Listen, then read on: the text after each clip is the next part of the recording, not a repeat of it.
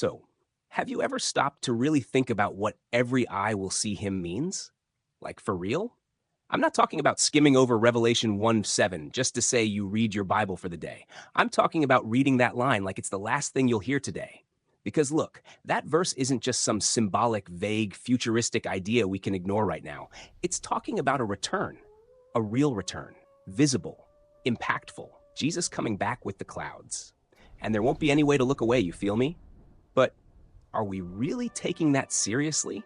Or are we living like he's never coming back? Want to dive into this with me? Because if this verse is true, and if you believe it is, then there's a lot in our lives that needs to change urgently. Hit the like button, subscribe if you haven't already, and let's face this head on. This ain't just a Bible study, it's a wake up call for me, for you, for everyone. Behold, he comes with the clouds, and every eye will see him. This verse is heavy, it's real, and it has consequences. Let's break it down slowly, but no fluff, all right? First off, picture the scene. Jesus coming with the clouds. That's not poetic imagery like the end of a movie. That cloud has everything to do with glory, divine presence, the same manifestation that followed God in the Old Testament. Remember Mount Sinai, the tabernacle? Yeah. Now imagine that in the return of Christ. No more veil, no more mystery. It's God showing up, full presence, no filter. And here's the wild part. Every eye will see him. Every. No exception.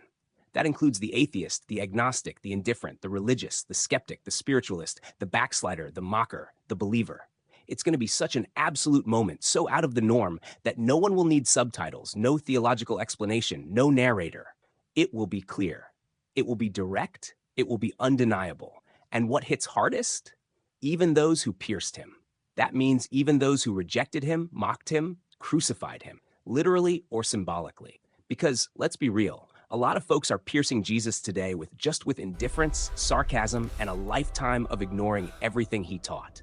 People who call themselves Christian but live like Jesus is just a cultural detail or an inspirational quote on Instagram. This verse is a reminder that justice hasn't been forgotten.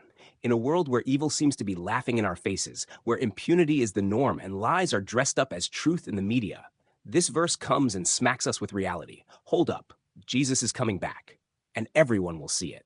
And then, here's the trickiest part. Knowing he's coming back? That's easy. Even the devil knows that. The question is, how are you living in light of that promise? Like, imagine today is the day. Seriously, no jokes. If you opened your window right now and saw the sky tearing open in glory, would you celebrate or freeze in fear? Would you run into his arms or run to hide? The problem is we've gotten too comfortable with the delay. We talk about Jesus coming back like it's a theoretical event. But he's not coming back for those who are ready. He's coming back, period. The difference is some will be waiting and others will be distracted. And if there's one thing this world does well, it's distract. Distraction is the new sin disguised as routine. We wake up, live on autopilot, chase money, likes, approval, quick pleasure, and Jesus? Only remember him during communion or in crisis. Every eye will see him. This isn't about religion, it's about destiny. It's about the end of all excuses. Because on that day, there will be no room for, oh, I didn't know, or oh, it was hard to believe, or oh, the church hurt me. It'll be the moment where truth shows up with no makeup. So, what do we do with this? The truth is, this verse wasn't written to scare you. It was written to wake you up, to remind us that this messed up world, with all its corruption and chaos, isn't the end of the story. That even when everything seems lost, Jesus didn't just beat death. He's coming back to set it all right. It's a promise, but it's also a responsibility. Those who believe in this return need to live like it could be today, not tomorrow, not someday, today, now.